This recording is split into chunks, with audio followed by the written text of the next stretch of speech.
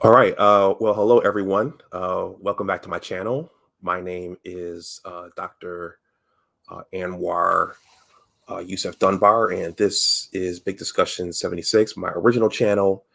Wait a minute. I'm about to go into the whole spiel there. But what I'm going to do is I'm going to play the introduction. I switched up the introduction a little bit for tonight. I changed the music out. And then I'm going to jump into what I plan to talk about tonight. Hello to those people who are just coming in to see what I'm going to talk about here. I know there are some other folks going live right now, so you don't have to be here. I saw that Savings Minus Debt, he's live. And I think I know Lil Big Nate, he was live last night. So a lot of folks are going live right now. I just plan to be here for about an hour. And yeah, so I'm going to play the intro. And then I'm going to jump into what I want to talk about in this stream. So I'll see you on the other side. All right.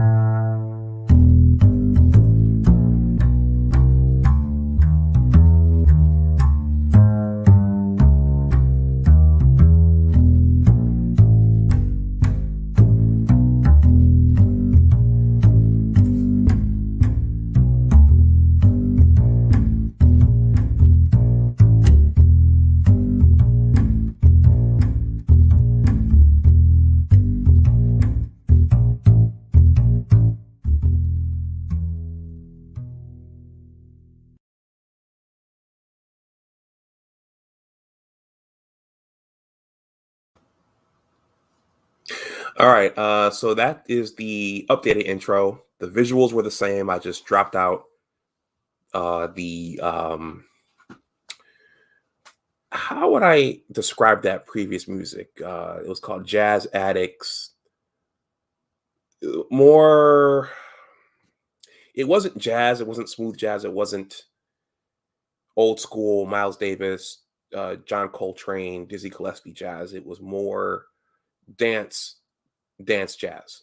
But I decided to drop that out, and that track right there is called The Bass Walker. There's a lot of free music on YouTube that you can use for these types of things, so that you don't get a copyright claim. But there is music that popular music for movies that will get you a copyright claim. So just FYI. Anyway, so welcome back to my channel. I don't know who this one person is. I think this stream will be more for the playback.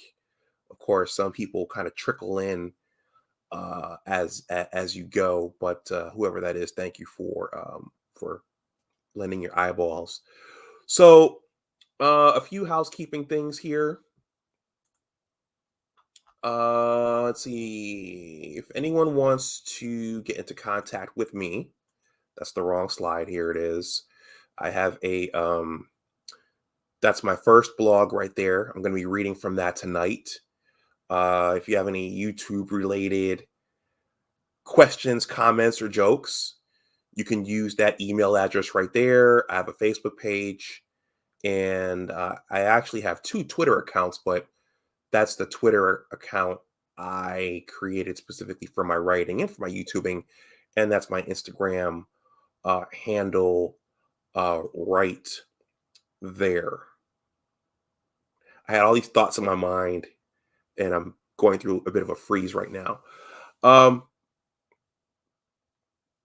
so tonight's stream, uh, I I don't have any guests. I don't have a planned guest, so it's just me. And this probably, depending upon your palate, this probably won't be as exciting a topic as the last one where we talked about the cost of a child in 2021 from birth to age 18. That was a popular one. If you want to go back and take a look at that, that's still there. I was able to leave that one up. Guys, I realized I haven't done any panels in a while. And I did take a bit of a hiatus in August, and there were a group of guys like Sheed and Rael who kind of put it out there that we need more business related discussions and more discussions on building. And certainly there are channels talking about the ills of the Black community and Black dating. And I did do some of that around this time last year. And I've been a little bit more choosy about doing that because there are channels for that. And usually, if you look at the introduction, there's a thinking man there.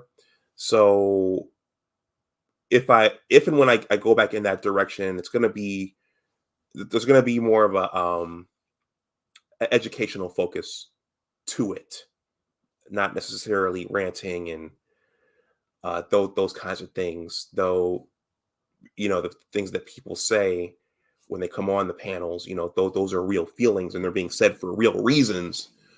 But I want to turn this platform here. This channel now is more of an all-purpose channel. I want to turn it into more of a think tank and more of an information center, in addition to using it to market myself as a writer, because I came to YouTube as a writer. Speaking of which, I briefly showed this. There are three other channels. I'm not going to get into this right now, but I left in the community tab probably 2 weeks ago that I'm planning on starting a newsletter, because I have right now two blogging platforms. One that's about 5 years old, and there's one that I just started at the beginning of this year to launch my book. And I have 4 YouTube channels, and I'm working on a book. So um, I'm going to talk a little bit of technology now. Google had a feature called FeedBurner where you could track the analytics of your blog. I was very bad about reading all the analytics, but there was a subscription feature there. And about 6 months ago, Google ripped that feature away.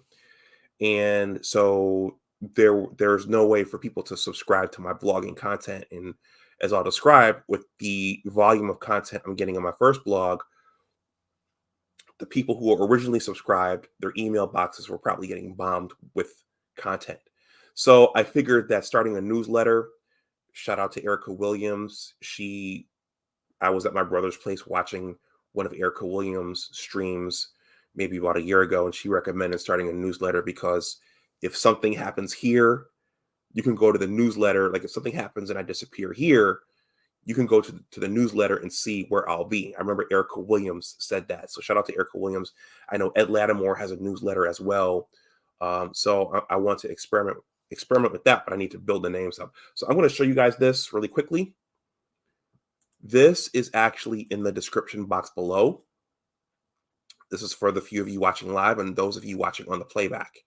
This is in the description box below. So if you click that link right there, you can go to the bottom and it says subscribe.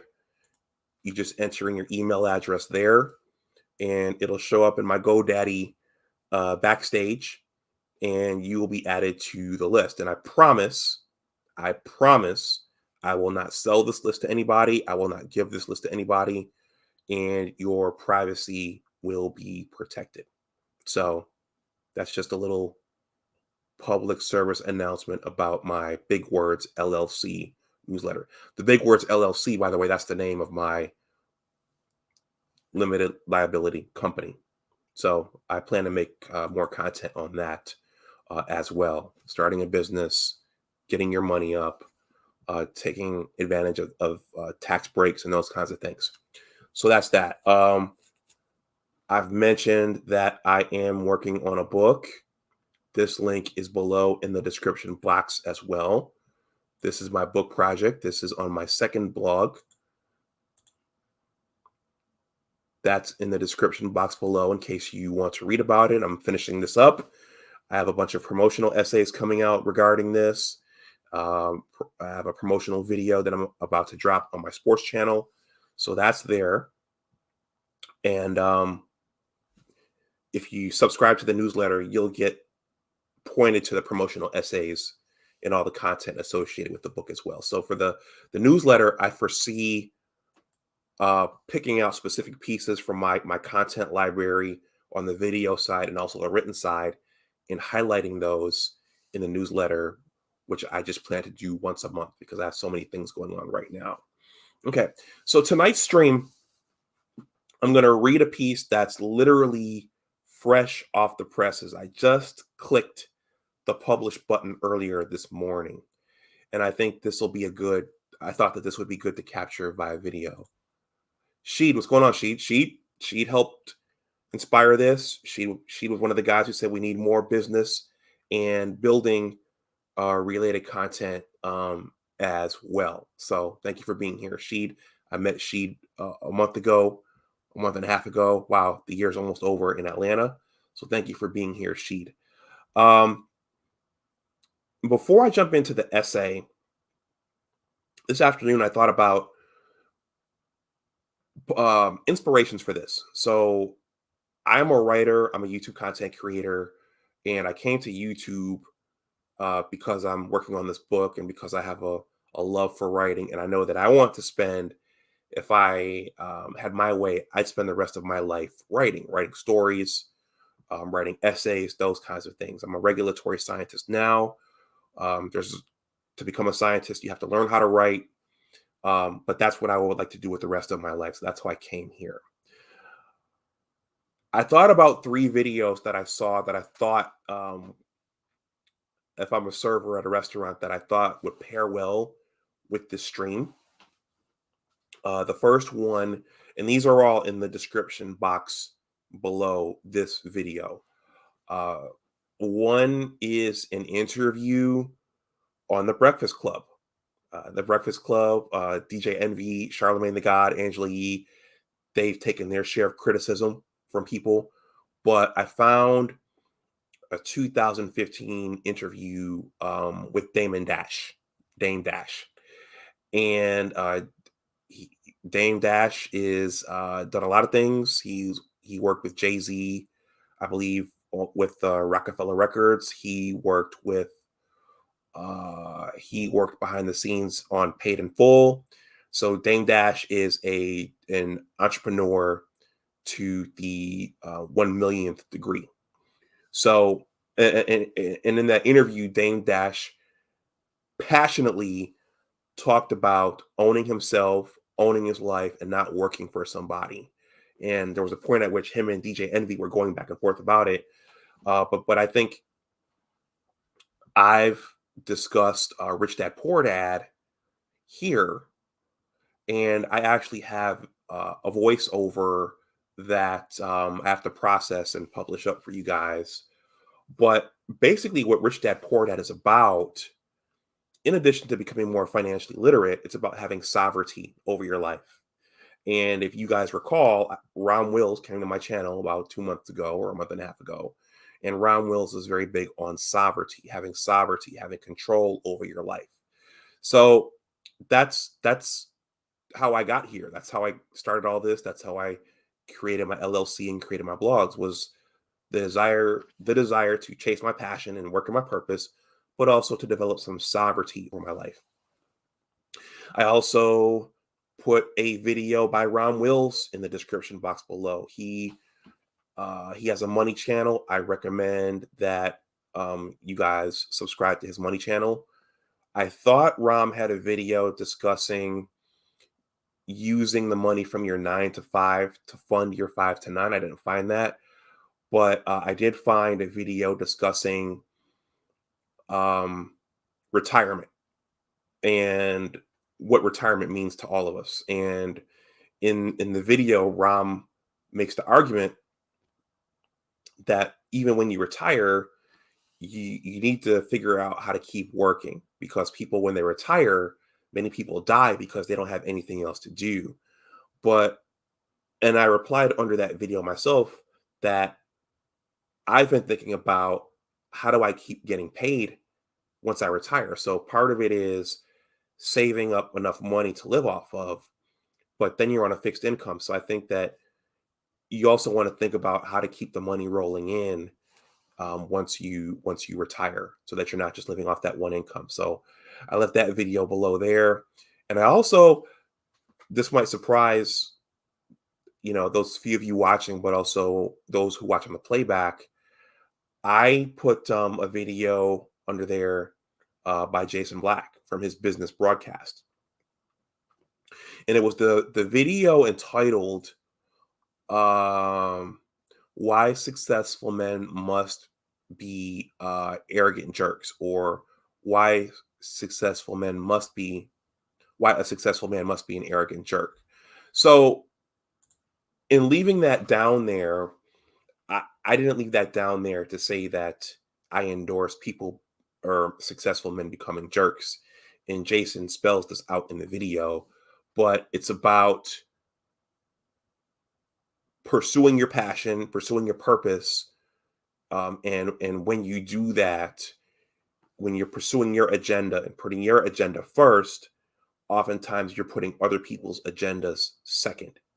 And when you put other people's agendas second, in favor of yours, that can at times breed resentment. So, in order to be successful, oftentimes a byproduct of that is alienating certain people. And in many instances, that's people in your family circle, those are your friends. And in many instances, you have to make trade offs. So, in pursuing my business interests, in setting out to write my book, there were all these steps that I had to set up. Some I didn't know that I was setting up, but some that I had to set up. And there were other people in my family, and I've talked about this here and on other channels. I had to subjugate their agendas for my life, for my own agenda. I just made that connection earlier today when I was putting this string together. So all those videos are below. And before I jump into the essay, I'll expound upon that a little bit more. Why did I have to subjugate other people's agendas, other relatives' agendas, for my own? Well, a large part of that was money. Uh, a large part of my um, federal career has been spent figuring out money, budgeting, sacrificing, saving, getting out of debt as much as possible.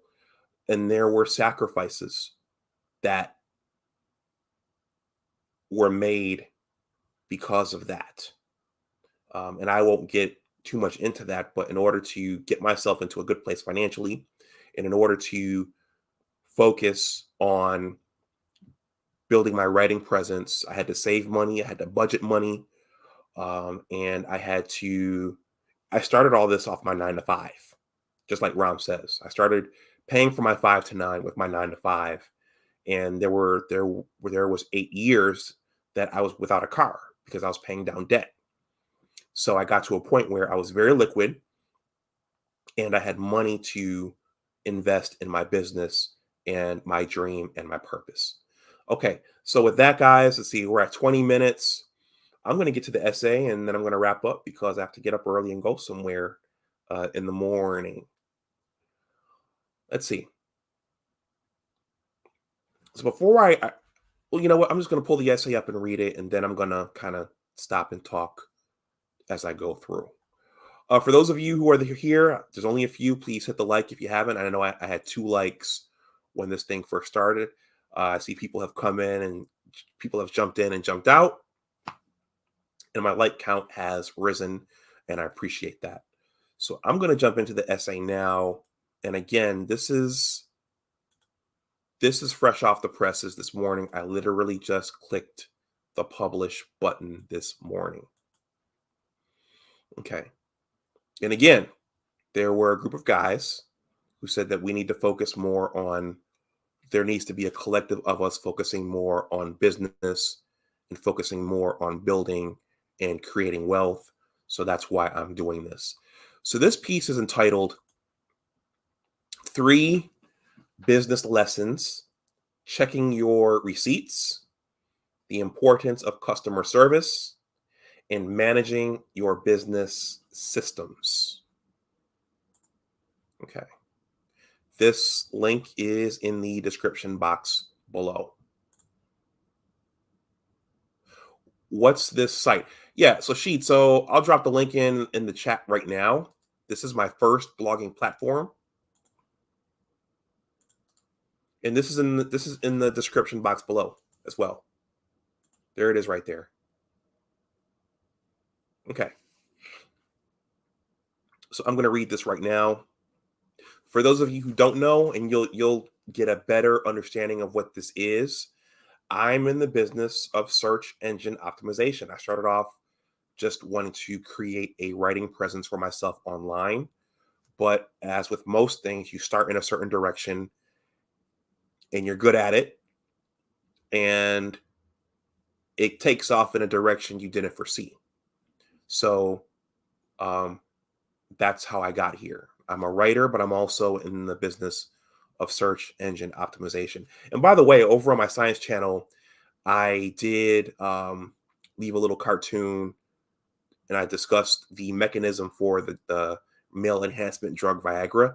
That's another example of designing something for something, and then it has an application in other areas. So let me jump in here because I'm at 22 minutes. Okay. And this little blurb says the receipts were communications that we were good to go and that I would be paid, or that a change needed to be made, and typically quickly. All right. So the first subheading reads, the business of blogging / writing. Guys, there are numerous ways you can go into business for yourself. If you are in the blue collar trades, you could do that. If you have culinary skills, you can do that. You can pursue writing like I have. If you can be a trainer, there are numerous ways you can go into business for yourself. You can set up your own consulting group. I might flirt with that as the years go on. But there are numerous ways to go into business. But you can also go into business blogging and writing. This blog post is going to involve the areas of blogging / writing, business / entrepreneurship, and technology. As many of you know, I was able to monetize my blogging platform a couple of years ago. With multiple projects, I only have a little bit of time throughout the year to generate pieces here for myself now. Much of the content is generated by customers / collaborators. By the way, my new blog entitled Big Words Authors is now up and running and has a more literary / storytelling focus. Take a look if you want to read creative writing narratives, short stories, poetry, and my new book project entitled The Engineers, a Western New York basketball story, and the many supporting promotional pieces that are on the way. This piece, while it will discuss how I monetized my blogging platform, will also talk about 2 important aspects of starting your own enterprise: monitoring your business receipts and customer service. Over the years, I've heard that systems are an important part of any successful business, and I found that to be true personally. I will thus also discuss what happens if some of your critical systems break down, compromising important aspects of your business, like your customer service. I see Chris is here as well. Chris, thank you for stopping through and for however long you're here listening to me read. There are currently numerous documents on the Big Words blog site. That's my first blogging platform involving blogging. Some were written by me and some were written by a customer/partner. A year or two after starting the Big Words blog site, I unexpectedly entered the business of search engine optimization. I plan to discuss SEO in greater detail in a separate post. For now, however, I'll just say that I started collaborating with other entities to publish content for which I've been compensated. And again, when I started the blog, I didn't set out to do that, but it just organically evolved. And you can do that as well. You can start your own blog and start to monetize it as well. For now, however, I'll just say that I started collaborating with other entities to publish content for which I've been compensated. I've worked with several collaborators, and each involved the generation of business receipts and customer service. So, this section is entitled Checking Your Business Receipts. In my 2017 Father's Day post, I shared a memorable experience where my father reprimanded me for not taking my receipt and counting my change, a life changing experience for me. It turns out there's a business context for checking your receipts as well. As I'll describe in the business context, checking your receipts not only ensures a given transaction was executed properly, but it can ultimately save your business. In short, I was able to monetize my blogging activities through the area of SEO, search engine optimization. I'm no expert in SEO by any means, but essentially it involves increasing your rank in the Google search engine by being linked to other websites. This is a big thing in our modern digital age, and there are companies that specialize in this. The client/company/partner I started working with created short informational pieces of all kinds linking companies in them. So there are companies out there who prepare posts, who are paid to prepare posts with companies linked in them, and they source these posts to bloggers like me for a fee. That's a business. That's an enterprise, and you can generate significant money off of that. Our partnership involved my publishing the content they sent to me perfectly, meaning that the final published version needed to match the draft they sent me in terms of content, structure, and the web links inserted in the original piece. Once I sent them the published link and it was satisfactory, they would send me a receipt letting me know that the piece was perfect. I have partnered with other customers performing the same service and still others who simply want their links added to specific contents. When the partnership with my main customer started a couple of years ago, I couldn't believe it. It involved me publishing large amounts of content and it became profitable. Now, I'm talking thousands upon thousands of pieces. So it's work intensive, but it's turned into a significant amount of money.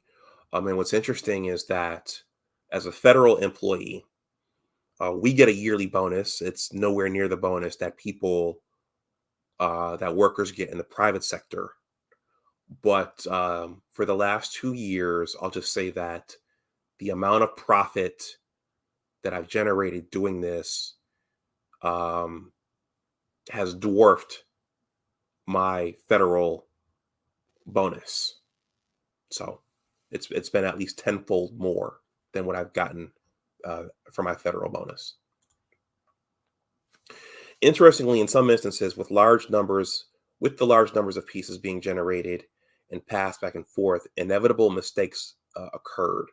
These were either on my end or theirs, my customers. This was understandable as they were generating thousands of pieces for me and others, and I was publishing as many as they could send me. Occasionally, I would unintentionally leave a link out, to which I'd receive a polite message saying, "Can you please put the X link back in the piece?" In some instances, they'd send me an apology and would ask me to change something to update it from the draft they originally sent me, an error on their part. In some cases, a link that was anchored to the text would need to be changed to a quote unquote naked link. So a naked link is your HTTPS www.x, y, and z. And a non-naked link is when it's actually linked to text. Or sometimes the other way around. Either way, the receipts were communications that we were good to go and that I would be paid, or that a change needed to be made, and typically quickly. These communications also occurred when I was offered a piece, when I accepted it, and in some instances when they needed me to delete a narrative for whatever reason. They were very important communications for our partnership. So when you're conducting business, the communication between you and the customer is critical. And if that breaks down, the transaction breaks down. So the importance of customer service in any business. Up to this point, I've discussed an important element for any business/organization without explicitly stating it: customer service. Depending upon the office in which you work, many federal employees are rated for their level of customer service every year. In my current position, we're rated for customer service. Simply put, customer service is the proficiency, quality, and speed with which you see to the needs of your customers. An example from a McDonald's restaurant comes to mind. Years ago in a McDonald's restaurant, I ordered an extra value meal, probably a quarter pounder with cheese, because that's my favorite. I could taste the food as I ordered it and was set to scarf it down as I picked the tray up from the register. Somehow I tipped my tray in such a way that my fries all fell on the floor, spilling out everywhere in front of me. Embarrassed and sure that I'd have to pay some more money, I turned back to the register. "Can I have another medium French fry, please?" Within seconds, the girl working the register got me my new fresh fries out of the fryer, and she didn't charge me for it. This was an example of stellar customer service. In terms of bad customer service, how many of us have had to call a technical support for your cable/internet provider? Maybe you've had to call for your new technology device just purchased. How long did you have to wait in the line, and did the person even speak English? Was your problem resolved, or did it linger for hours, days, and weeks? Depending on your answers, you may have experienced poor customer service and have either complained about that particular business, or you may have never returned to do business with them ever again. In a nutshell, they say that the reputation for your business spreads by word of mouth. Thus, if your customer service is poor, the word could spread quickly. The same is true if your customer service is stellar. You want to stay in the latter group, as it can affect your profits. That goes for whether you're in the food service industry or in the business of search engine optimization. Okay, so just a little bit longer, guys, and then I'll wrap this up. But thank you to those of you who are watching this live.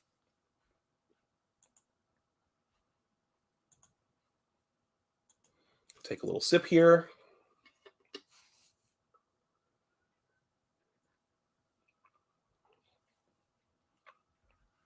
So this last section is entitled Business Receipts, Your Business Systems, and Your Customer Service. So if you go to any business informational, whether it's an MLM or if it's something else. If you take a look at a McDonald's, since I talked about a McDonald's has certain systems in place to allow it to do what it does. The same is true for Amazon. The same is true for IKEA. There are systems in place that allow that business to operate. So the same is true for my business. And if you're subbed to my science and technology channel, and I've shared some of the content from my science and technology, I'm sorry, and I've shared some of the content from my science and technology channel over here. If you've been keeping up, you know that I've done some streams over there on cybersecurity. I did one with Gabe A about a year ago. Me and Keep It Techie, we talked about Linux and open sourcing technologies, but with Professor Black Ops, we talked about cybersecurity. So it turns out that when you have a cyber business, a website, a blog, whatever, a major consideration is cybersecurity.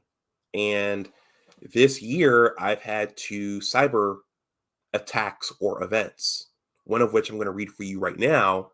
But last week, WordPress sites like mine were hacked. So there were cyber attacks on WordPress sites. So my host, GoDaddy, sent an email saying you need to change your passwords. And I did that, and that created another problem. Both my blogs went down. But I'm saying this to say that I've done content over on my science channel regarding cybersecurity. And if you're doing some sort of business online, this is a huge concern.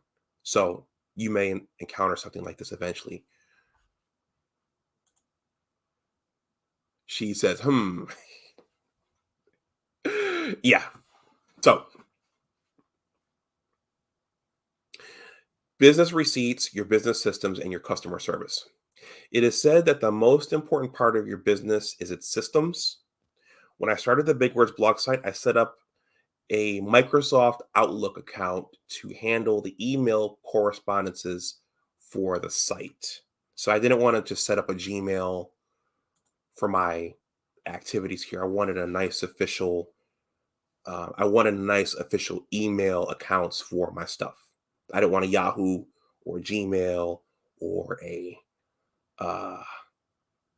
Bell South or whatever. I wanted official stuff with my company's names on them. I eventually downloaded the Outlook app on my smartphone, and upon using it, I could quickly see the notifications from my customers sent to me once we started working together. From the palm of my hand, I could see if the published pieces were satisfactory or if something needed to be changed. Outlook and its app allowed me lots of agility, so to speak. Unfortunately, there is generally at least one technical glitch per year for my business. Earlier this year, something disappointing happened. My Outlook account was hacked, and I could receive emails, but I couldn't send them out. This threw a major wrench in my operation. If I couldn't send emails, how was I going to accept and confirm the documents from my customers? Immediately, I had a light bulb moment though, and I decided to set up a Gmail account to conduct my business while my host attempted to fix my Outlook account. So as a business owner, one of the things you have to do, and I'm sure you guys have heard this plenty of times, you have to problem solve because things break down, supply chains break down, your vendors break down, and you have to think quickly and on your feet about how am I going to keep the business going and how am I going to keep the money rolling in. Well, I had a light bulb moment, and I said, okay, well, I'll just set up a Gmail account while my host fixes my Outlook accounts. And my customer responded pretty quickly. In short, it worked, but it wasn't the same. Fortunately, my customers started sending their content to my new Gmail account, so that aspect of our partnership continued. One problem I encountered, though, was the functionality of the Gmail account wasn't the same as the functionality of the Outlook account. With the Gmail account, I couldn't see when new emails were coming in. I'm sorry. With the Gmail account, I could see when new emails were coming in, but I couldn't quickly differentiate when inaction was needed. Also, when I opened the account on both my PC and my phone, it was difficult to differentiate between the new posts that were sent, when they were sent, and if they were satisfactory. So basically, the Outlook account was a lot easier for me to read and to decipher when they sent me a new action and when they were responding to an old action. It's just the functionality was a lot better using Microsoft Outlook. Because I was multitasking, some of that was YouTubing, some of that was working on my book, and was a little lax in terms of checking my business receipts. I was slow to accept documents and slow to react to errors in the pieces I published. My response time had become embarrassingly slow, and frustration built for both me and my customers, particularly my main customer. One issue went unresolved for a week and a half, which was unfortunate because my customer worked according to deadlines. This was confounded by the fact that my blogging software didn't always update in the most expedient way. A customer wrote me back once saying that they would slow down sending content, and I came to the sobering realization that I may have permanently destroyed our collaboration. So, customer service, you have to take care of your customer. If something's broken, if something's wrong, you have to at least say, hey, my system is down. I can't get this up right away. Or I acknowledge that this change needs to be made. I'll get to that quickly. Customer service, that's critical for your business continuing and your business getting paid. Now, a quick technology thing for all the tech guys out there, there's something called propagating and pushing through the system. Sometimes when you have a blog or a website and you make a change in your backstage, depending on how big the site is and how much content is there, it won't push through eventually. So sometimes it takes time for changes to push through the system and to quote unquote propagate. AV Media, Professor Black Ops, Keep It Techie, they'll know what I'm talking about. But the point is that you have to communicate regularly with your customer so that they know what's going on and so that they're happy. So we're at the end here. Restoration of my Outlook account, moving forward, and lessons learned. It took my web host about 3 months to fix my Microsoft Outlook account. I want you to think about that. 3 months. It took 3 months for them to fix that. In the meantime, my troubles using the Gmail account with my business taught me a valuable lesson. I paid much closer attention to every piece my customer sent me, as they had not abandoned me. I refocused and attacked problems with a renewed intensity. I closely watched my business receipts and responded to customer emails expeditiously. Once my Outlook account was restored, things were pretty much back to normal, and hopefully they will stay that way. So, sometimes when you're doing something, you can get lax and you can get lazy. But when you're running your business, you have to be ever vigilant and you have to remember what made you successful, and you have to keep your eye on things, and you just can't get lazy. But it's human nature. It happens sometimes. So closing thoughts and conclusions. I learned several lessons from the entire turn of events. They are as follows. Check your business receipts and ratings regularly. Now, this goes across Any business. You could be in search engine optimization. You could be in um, the blue collar trades. You could be in the food service industry.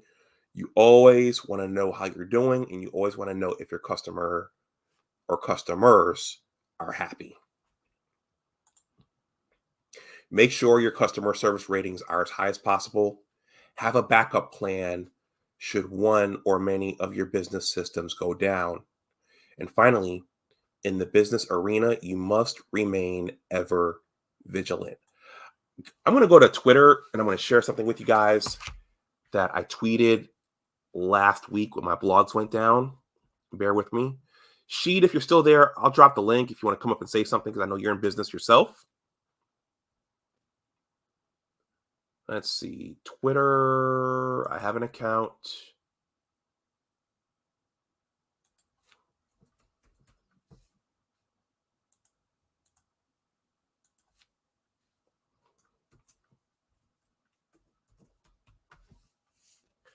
I hope everyone's having a good Wednesday.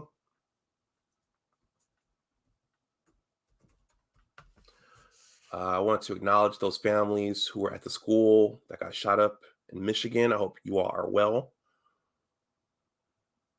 Let's see. Go to my profile. And I'm very careful about what I tweet these days because your social media footprint is very, very important. So I'm very, very conscious of what I tweet. Okay. I'm going to share this for you all because when your business goes down and when you're facing losing your income and your profits, that's a big deal. Yeah. So I tweeted this um, when all of that was happening.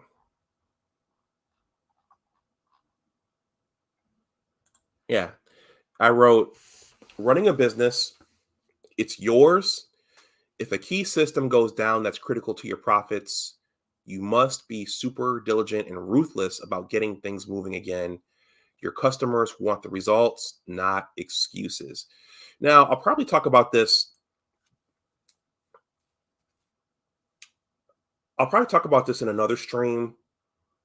Sheed says, still here. Your social media is your resume nowadays. Yeah, and Sheed, I'll just say that also um it can affect the people around you.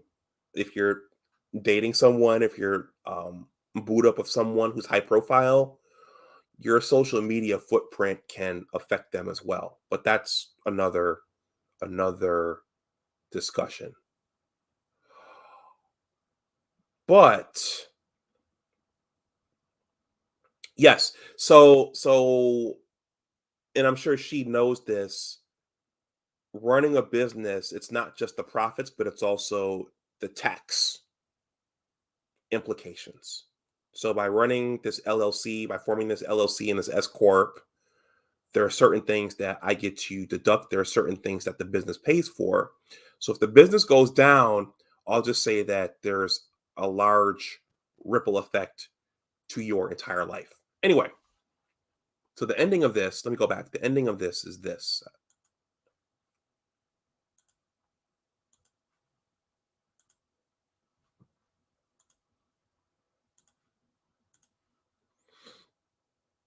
Yeah, so this is my ending sentence here. Thank you for reading this to receive all the most up to date. Oh, I have to update that because Google FeedBurner, they took away the subscription function, so I have to edit that out. But at the end of this, that's my newsletter. Again, guys, if you want to, um, I'm building a newsletter. So if you're watching this on the playback, oh, I see Buckeye Alex is here. Please join my newsletter. It's going to be monthly. It's going to be just talking about um, probably thoughts of the day, but highlighting specific pieces. I have like thousands upon thousands of articles on this blog now, and I'm trying to grow the second one. I'm going to drop the link. Speaking of the second one, this has been a popular piece I just published this and it's right on time for the holidays. While I'm still in Twitter. Actually, let me go here. On my second blog, my more literary blog, those are short stories and essays and poems. And I just wrote this short story. It's a thought piece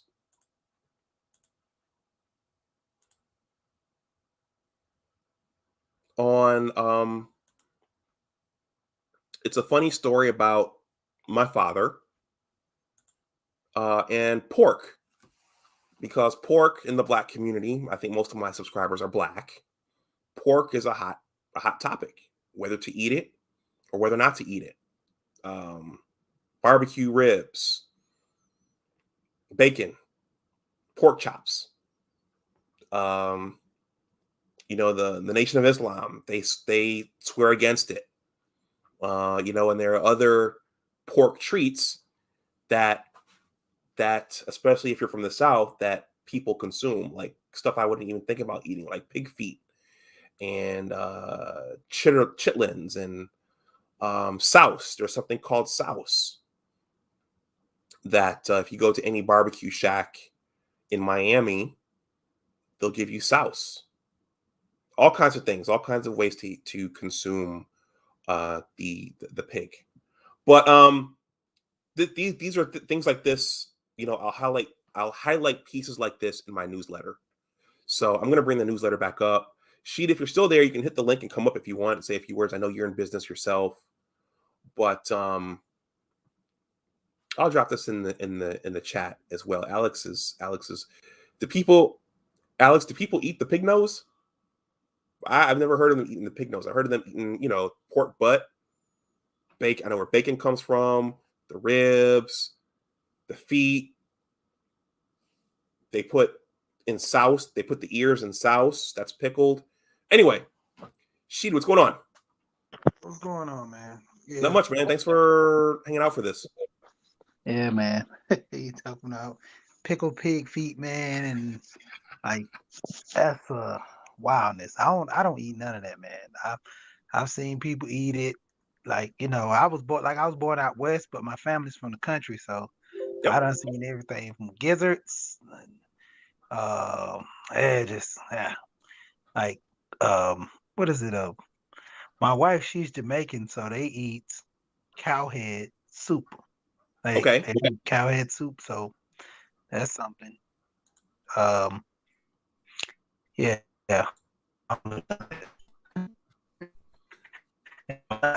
No. You're breaking up just a little bit. Oh, okay. Let Okay. me turn on Now I my can hear you. Wi-Fi. Yeah, I've eaten what is that? I've eaten. Oh, just a lot. Okay, hold on. You there? Okay, well, she'd come back because you dropped. You're in the backstage now, but there's no. I see the white circle. I don't see your picture, so you might want to leave and come back. You might want to leave and come back. But guys, this is the newsletter here. The link is in the description box below.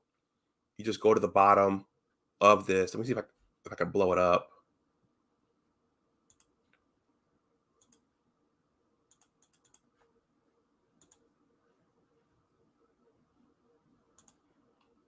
Yeah, just go to the bottom, hit the subscribe button, drop your email address, and I promise I will not spam you. I will not sell the list to anyone else. I know that privacy is a big deal, and people signing up for a newsletter is a big deal. Yeah. So go ahead. Yeah, I'm back. Yeah, that's my internet. I gotta actually hook up my extender down here. But yeah, man. I mean, doing business is tedious. I actually got into some apps, and I was actually gonna go ahead and pay for some to kind of conduct business a lot better when sending invoices.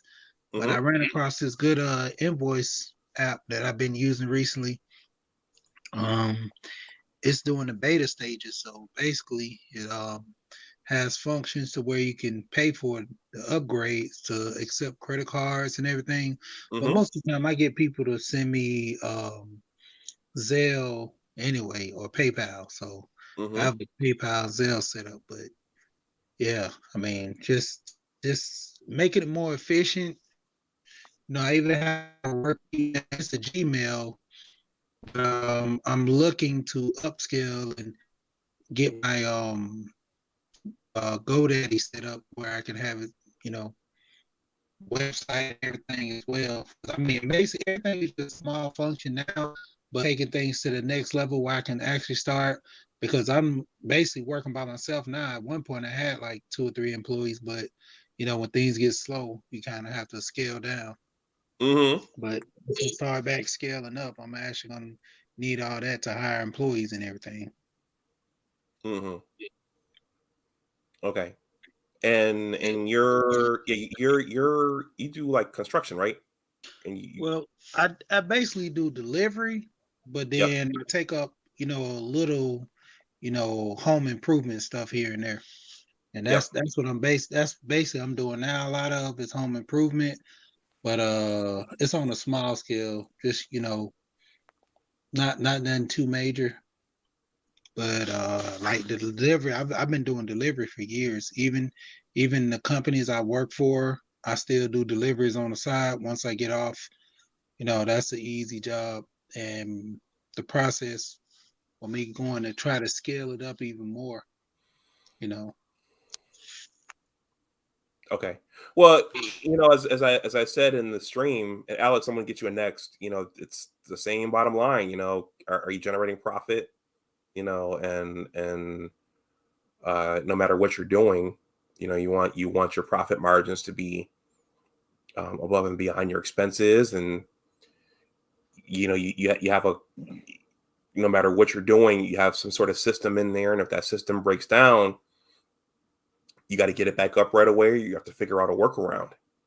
So there's a huge problem solving component in there. Yeah, because I mean backups, you never know what's gonna happen, and you gotta expect the unexpected sometimes. And uh, my friend he was telling me about getting the 1-800 number, and it's basically like $10 a month, and I can use like the emails that we had, the corporate emails when we were doing business together. Hmm. We had corporate emails set up through this company, and they gave us like corporate emails for I think it was like $10 a month through this server that he did because he's in the IT, so he was real big on that and having a corporate email 1-800 number, just all kind of things scaling up like because we were doing that. I think that was the biz I think I told you before, and that was non-emergency transportation. Hmm. So that was another transportation company where I was moving around with. Yeah, we went through all kind of headaches, but the whole thing was, kind of work with the issues, the emails, working with the numbers not working, and just giving people our direct numbers versus the 1-800 number. It was, a hassle, but we worked through it and got back on track. But Hmm. I think the other guy, I'm gonna let him go ahead. Hey, go ahead, Alex.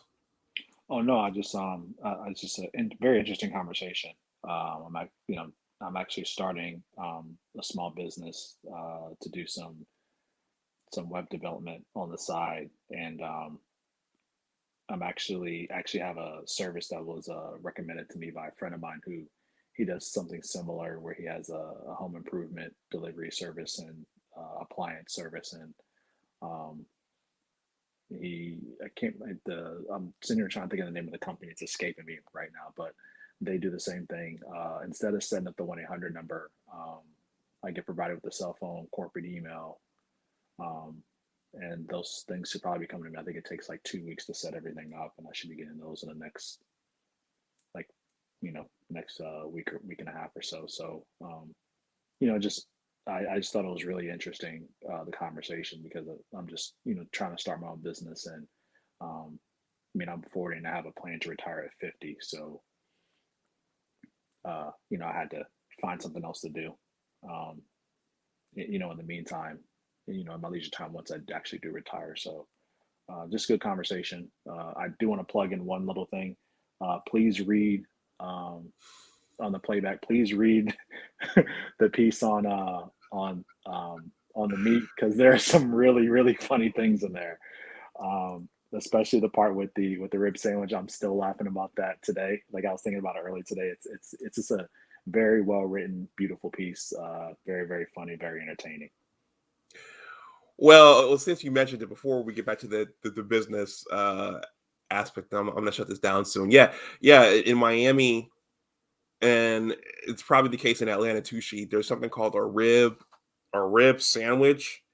Yeah. And being from Buffalo, a sandwich is some meat between two pieces of bread. You pick it up and you eat it. And I go into this shack with the woman I was dating at the time. She's from Miami, and she ordered a rib sandwich, and I looked at it in the styrofoam container, and I was like, "Well, how do you pick that up and eat it? It's got bones in it." And they all looked at me like, "Who is this?" It's a rib sandwich. So a sandwich isn't always picking it up and eating it. It could be, white bread on the side with your bones right there with your meat on them. So yeah, I'll tell you why I was laughing at that, because I'm in Florida. Yep. And in that situation, you were definitely a fish out of water. And that's exactly how I feel. I moved in with my girlfriend, and I was living in Jacksonville. I now live in a place called Fort White. It's very close to Gainesville, but it's like our downtown has a Subway and a gas station, and that's pretty much it. So, like, when I think about that, the rib sandwich, it kind of reminds me of kind of like I'm a little bit of a fish out of water in a sense. And I really didn't know what boiled peanuts were till I moved here, and okay, now I can't stop eating them.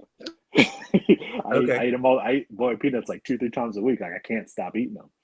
okay. But, So those are good. I've heard of those. I never had them. oh, they're fantastic. Oh my gosh, they're addictive too. They're really good. Very salty, and I don't have a lot of salt in my diet, but very good. Okay. Yeah. There's a lot of things you can eat off the pig if you choose to do so. But thank you, Neck Alex. Yeah, bone, I want neck to. bone, pig Sorry. neck. I was gonna say pig neck. The pickled ears. Yep. Uh, Feet. By the way, feet. when I was writing this, I tweeted this too. I thought it was hog mogs, like MOGS, but it's hog maws. Mm-hmm. I didn't know that. I mean, Mm-hmm. I didn't eat that stuff growing up, so I didn't know it was hog maws. Yeah, I didn't either. So I didn't hear about any of that till I moved down here about 10 yeah, years ago. and that's what John Witherspoon, Craig's dad, says on Friday. That's the line I use. I want to eat some of those hog maws. I want to eat some of those pig feet. So, but yeah, thank you, Alex. Yeah, this is a business topic. It's not as saucy as some of the others, but I want to acknowledge Sheed and Rael and uh uh I can't think of the other guy's name, but some of the guys said we need more business topics, more money stuff. So Alonzo. Alonzo, there was another one. I It's think not Alonso isn't he in was it Jay Shine? I think it was Jay Shine. Yeah, Jay Shine. Yeah. Some of the guys were like, we need to talk more about building and money. So yeah. I want to work some of these in. Yeah, I agree. I mean, I definitely think we need a topic. I think and correct me if I'm wrong. I think I've heard Alonzo on another platform where I think he does investments. I might be wrong. He's the insurance guy. Insurance. Okay, that's what it is. He's But a financial advisor. that's it. Because I have a friend of mine. She's a financial advisor, and we were talking actually last night, and I was just telling her kind of my plan, and she was just giving me some pointers, and I want to try to speak with him, and maybe hire him, or maybe just have a consultation with him about some things I'm planning in the next 10 years. So. He's pretty good. I got some insurance policies through him, and I got some for my boys, and we're working on another plan with me because I already got some policies, and that's why I kind of gravitated to him a little more, because the policies that I already had, and then knowing what he knows, and the kind of things I've kind of ran into and came up on. So me and him kind of clicked and, had our conversations and booked a consultation with him and discussed some, plans for the future.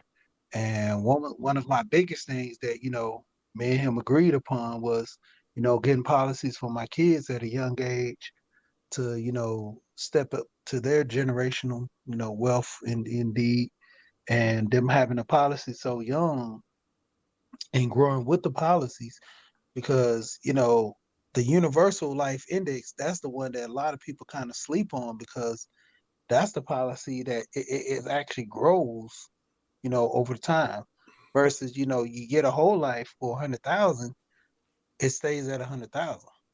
Right. But the And universal, there's no account for inflation at all. yeah. Yeah. So Okay. and he does. I mean, all the other policies he recommended me. I'm looking into those now. Far as like the ones that I forgot the name of them, but a lot of people they use the term like the Aflac policy to where if you get hurt off work, they pay you just like workers' comp.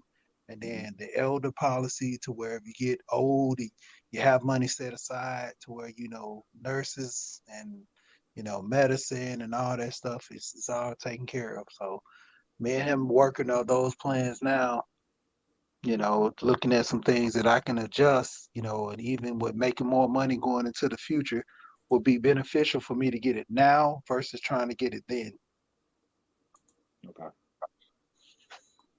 All right. Well, listen, when I'm ready, I'll definitely reach out to you, and probably about 6 months away from really starting to nail it down as to what I want to do. But Okay. I'm really really close. I'm really close. Okay. Yeah. Yeah. Yeah. I think we all got to think about. Uh, yeah. You think about how you want to live the rest of your life. Do you want to, keep punching the clock and having one lump sum of money to live off of? Is that the smartest way to go, or is it to start something for yourself and get some ownership? Hmm. Uh, and the other thing I was thinking about, just like the insurance, one thing people sleep on until they change the tax code in our country, that there are tax advantages to starting a business of some sort. And I know people don't like the last president, but if the government lets you write things off and diminish your tax down to zero and write off things that you're going to do anyway, Why not take advantage then of it? then it's kind of a no brainer. Yeah. Like for instance, like where I live, the price Alex, you still and there? Okay. one thing that I found out by living here is um, when you own land, obviously you pay taxes on it just like any other place, right? Well, in the county that I live in, if you buy property and you plant certain types of trees, there's no tax on the property at all. Wow. And for instance, a lot of people they plant pine trees, and pine trees actually, when you cut them down and sell them, you get a you get a lot of money for those. So not only are you avoiding paying the tax on land, you let those pine trees grow for 20 years, you cut them down, people are going to pay you for that. They'll pay you for those trees because pine trees are wood is always depending on the price of wood. Like for instance, like 6 months ago, the price of wood was very very high. So a lot of people who owned a lot of land in this area, like they were cutting down their pine trees like crazy and selling the wood because they got the wood at a premium price. Small things like um, that I've learned, especially when it comes to business and how people run things. That's definitely something I'm interested in as well. Once the price of land goes down, I definitely want to buy about I don't know, maybe 60 or 70 acres worth of land and just plant trees. Don't have to pay tax on it. It can just sit there 20 years from now or whenever the price of wood jumps back up, cut it down, plant it again. That's also something I can leave to my kids. They don't pay taxes on it, things like that. So Yeah. um, those are That's also some of the things that I'm thinking about doing once the price of land comes back down. yeah. There's a lot of stuff that, I'm just not actually learning this year and doing some research because I was actually working on some units and I was thinking about trying to get into and buy it. And I didn't really know that you can You there? Did I actually cut out? buy FHA if you go with um 4 units. Long as you stay in one of the units, you can buy 4 units FHA. And I did not know that, you know. Up to So meaning you don't have to put. You can only you can put down X amount of money. Is that well, basically, the typical 20% down when buying a house. But if you go FHA, I think it's like 7% or something like that until you reach the PMI, which is the 20%. So if I wanted to go FHA on a condo of like let's say a 4 unit or a duplex, and the duplex is going for, you know, 250,000, or let's say like 500,000. I get a quad for 500,000. mm-hmm. Each unit, breaking in 125 a piece. As long as I stay in one of the units, all I have to do is put down 7%, pay my closing costs. And when you go to the banks, your loan will be structured the same way. And knowing that the banks right now are giving no down payment on FHA loans to a certain degree. If you qualify for it, no down payment. All you're paying is closing costs on an FHA loan with certain banks. So if you stay in one of the units, you can actually get the other 3 all FHA. Because typically, I just found this out too with a lot of these properties that do that. Those quadplexes, the duplexes, most of them up under one address. So Mm-hmm. technically, you're not buying every one of them individually. You're buying all of them just all together. And as Yep. long as you stay in one of the units, you can actually use the FHA loan to pay for it. And I learned that by doing the research because I was looking at the units I was working on for a guy and, trying to get qualified and see if I can, be approved for a loan to get it. And in the process, this guy had cash buyer, so it kind of knocked me out the box already. Okay. Yeah, but that's a good thing. And even with one of my friends, I was talking to him that had some land, and there's like pretty much you can get deferred taxes for the land if you're not using the land. Let's say Mm-hmm. if you got a wooded area and you're sitting on 10 acres, and probably out of the 10 acres, because I noticed that when I was trying to buy a house out in the country part where I was, the house was, I think it was like 135, but it was sitting on 1.9 acres, almost 2 acres. And I was like, oh, why is it so cheap? But when I got an understanding why, because the house was probably sitting on less than zero point 0.3 acres were actually being used, and the other zero point 0.6 was just all woods. So because I wasn't using the land, that the taxes were deferred, the adjuster when they came out and did the value of the house, they only valued the land that was used. So technically speaking, anything I built on that other land, the taxes might go up, but at the same time, the property value goes up as well with it. So that's Mm-hmm. that's a lot of stuff I just gathered over time. Mm-hmm. Okay. Yeah, yeah. There are a lot of things you can do when once you have the right information. So yeah. So Sheet, I'm gonna go ahead and shut this down. Is there anything else you want to say? Nope, that's it, man. Knowledge is power. Hey, knowledge itself. That's what I always say. Okay. Well, thank you for coming and hanging out for this one. This wasn't one of the more saucy ones, like I said, but it's important nonetheless. I appreciate that, and you are a reason why I decided to do more of these. So,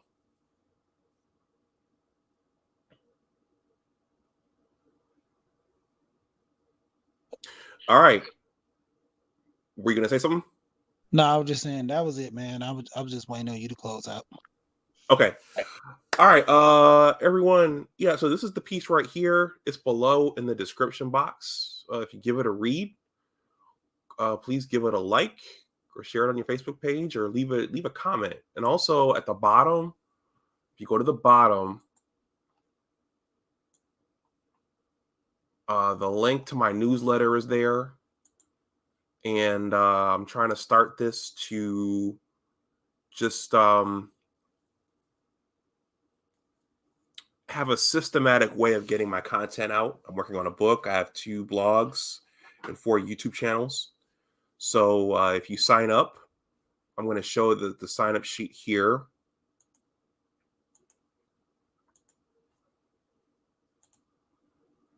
You just go to the newsletter, hit the subscribe button there at the bottom, and it takes you, oh, let's see where it takes you. Yeah, it takes you to that form right there. Enter in your email address. I plan to send the newsletter out monthly, just highlighting certain pieces monthly. So I'm not going to spam your inbox, and I'm not going to give your email address away to anybody else. So if you want to join my newsletter, please check that out. And I'm going to take us out, since we were talking about business and starting your own enterprise. I'm going to take us out with a poem from my other blogging platform that I think really, really dovetails well into this topic. This one is going to be from my my cousin, Tamara Coleman. And I'll probably highlight this poem throughout my content because this one speaks to me. And if you're thinking about starting your own thing and following your own vision, this poem is going to resonate with you as well. It's short, and it's entitled, let's see if it, yeah, there it goes. It's entitled Realistically Thinking and Poetically Speaking by poetess Tamara Coleman. That's my cousin. This excerpt says, many people will never see your vision. And that's one of the hard parts about starting your own thing, is that there are people who won't be able to see it. They won't see why you're doing it. They won't see why you're investing your time in this thing, why you won't just go work your job and be happy or whatever. They won't see why you're doing what you're doing. This reads as follows. The third poem published on Big Words Authors once again comes from poetess Tamara Coleman. It is one of her many creations and involves the art of poetry itself. It is entitled Realistically Thinking and Poetically Speaking, and it discusses how people view you, your visions, and your life. Tamara's bio and contact information are immediately after her poem. This is short. It reads, many people will never see your vision. Many people will never understand your thoughts. Many people will never experience your pain. Many people will never feel what's in your heart.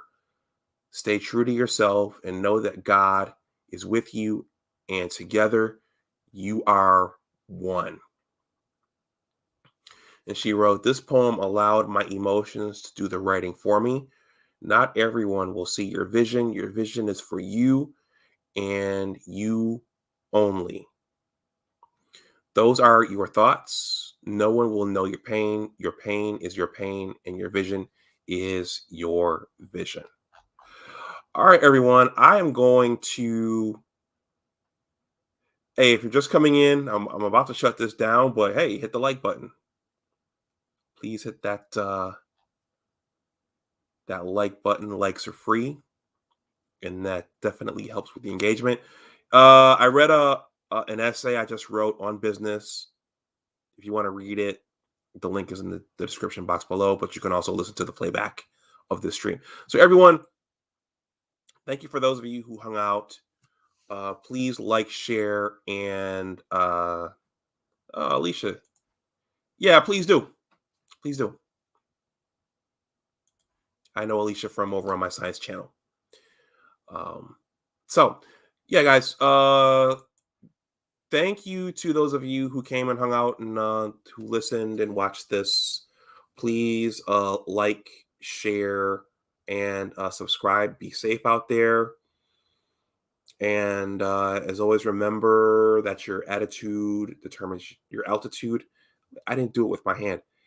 Always remember that your attitude determines your altitude. Branding is important. Take care, and I'll talk to you the next time. All right. Bye-bye.